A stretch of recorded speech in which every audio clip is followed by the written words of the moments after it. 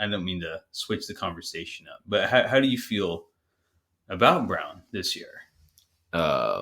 He's been pretty good. Yeah. I think for the circumstances that they're going for trying to, I think he was perfect for the Sabonis kind of route, because I think that they can make the playoffs this year. And I thought that they could make the playoffs this year, but before they hired Mike Brown. And Mike Brown has shown a lot of things in terms of getting guys to compete on both ends of the floor. Like a month ago, I would have said, like, he's got these guys playing defense. I feel like that's a little more of a shaky topic right now because the defense has been so up and down. It's been pretty bad for the last couple of weeks. But, the energy and the intent is different. And it seems like the overall goal is the same. And in terms of like coalescing stability, you're also coalescing that kind of like goal. And I feel like he's done a lot of good stuff in terms of that. So he's kind of like in a raw kind of a sense, kind of built like a little bit of a environment here. And it's kind of stale. Yeah. Like remember Luke Walton as a coach? Mm-hmm. Kind of a boring guy. Yeah.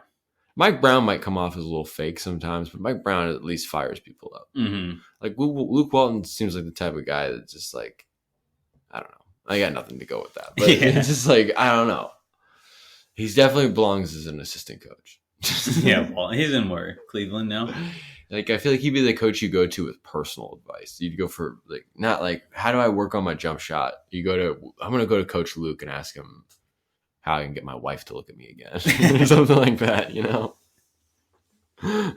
I'm not going to, so there's, I guess the presence of knowing what the hell you're doing and being able to get guys to be kind of on board with things and not just on board with a goal, but on board with what it takes to get there. Like Mike Brown's done a pretty terrific job. So in context of that, it's pretty good. We'll have to see. I mean, like 3 years from now, it could be a different conversation. Yeah. I mean, you were saying something earlier. And I think it was worth bringing up about the Warriors and Mark Jackson.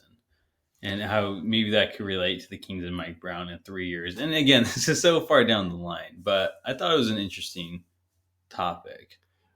Yeah, because I guess my biggest critique of Mike Brown is he comes off as I don't know if he's the most genuine guy. He's almost a little too bubbly, a little too soft, a little too nice to the media. He knows how to talk to the media. I just don't trust him. I like him. I think he's a funny guy. I think he's a good coach, but it's just like, I always wonder, because especially when you think about his time with Cleveland, that first stint with Cleveland, his players ended up kind of lost respect in him, and it was for different reasons than what I would maybe imagine could possibly happen here. But he stands up for his guys a lot, and he goes pretty far to do that. He gets thrown out of games, violently approaching referees with profanity or whatever he got fined for. Mm-hmm. That was a crazy video. Yeah. And it was nuts. Like, I remember watching that and being like, wow. Like, that's insane. Yeah.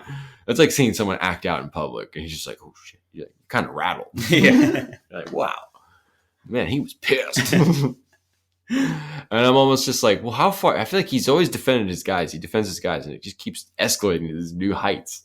I'm like, well, how far does that go? How can you go beyond that? Like, how much are you going to do that?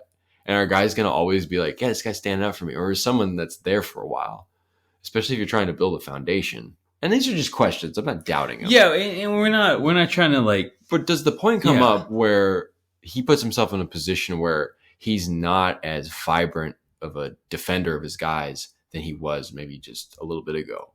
Like, could there be a challenge to maybe being a little too rah-rah? Maybe that becomes disingenuous. And guys, whether it is disingenuous or not, maybe guys see it that way. You see what I'm saying? Yeah, no, I hear you. Like, you couldn't go so far. It's just like, it's like, I always compare it to Jim Harbaugh. Jim Harbaugh is perfect for college football because guys are only there for 3 or 4 years and then they don't have to deal with it. But you're there for like 3 or 4 or 5 years and you're a grown man in the NFL. You're like, this shit gets kind of old. Yeah. Like, how you're not that serious. And like, you saw it with the quarterback change, it's like, oh shit. Like, I mean, like ultimately I feel like, like the decision. I don't know if there was a right or wrong decision. I feel like that was probably, that doesn't matter. That's not what we're talking about here. But the thing is that there is, like, guys were watching what you're doing, and it's just like, especially if you're calling so much attention to yourself as being this like media doll, and you're being this, I'm protecting my guys. And again, I like Mike Brown. He seems like a good guy, and I'm not saying that I expect anything like this to happen. I'm just saying I feel like he puts himself in danger to get called out as maybe disingenuous or as a phony. So, you know, in that aspect, I feel like that's kind of like No, I like that, because I mean, Mike Brown, and if I only have good things to say about Mike Brown, and I mean, it's you know why the Kings are 17-14 through 31 games. Yeah, but I think maybe I think it's important to not bring up something. Yeah, he isn't perfect, because it's not going to be perfect. And exactly, there's going to come a day where this right team loses a playoff series and people are going to be calling for him to get fired. Yeah, exactly. It's going to happen. Mm-hmm. I mean, like, if things go well, he should be so lucky that he does that. But yeah, I just feel like it's interesting. It's interesting to talk about. It is, because even as the Kings are struggling right now, I don't think it has anything to do with Mike Brown. I just think that there's some personnel issues, and guys are still learning. Mm-hmm. And I feel like even when, like, you think about like the 3 games and 4 nights over Thanksgiving, like, they look pretty crappy in 2 of those 3 games. Mm-hmm. And one of them, you get it, it's the second of a back-to-back. But it's like, then they went to Boston, and it's just like, it almost seemed like by the midway through the third quarter, they'd let go of the rope. There's just no chance they were going to win that game. No. But you felt like they learned something from that. They came back and lost to the Suns, right? Yeah. That was another kind of like, ugh. But then they bounced back and won like 6 straight or something? 5 straight? I think 3 straight. That's still a winning streak. Yeah, I think they came back, won 3 straight. Yeah, Indiana, Los Angeles, the Clippers, the Bulls, and then they went on their 6th-gamer on the road. Yeah. I feel like there's been lessons in everything. There has. So, I don't know. But just Mike Brown. Doing a good thing.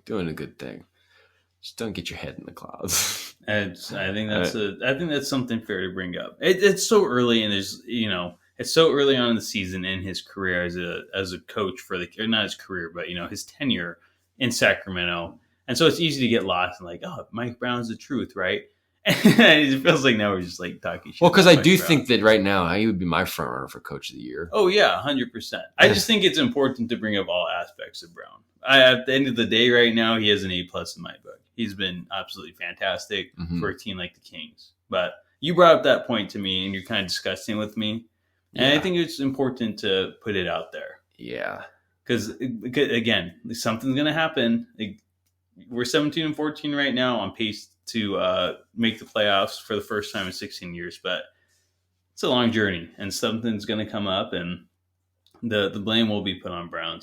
And we just want to be able to look back, and because it's interesting, we're putting ourselves at such an advantage to where if a situation that we are kind of hypothesizing ends up happening a year or 2 or 3 from now, we can go back and be like, look, we said it. Yeah. And then if it doesn't happen, nobody's going to flip and remember, and we just let it get buried in the sands of time. Exactly. So this only benefits us. Yes, as it should.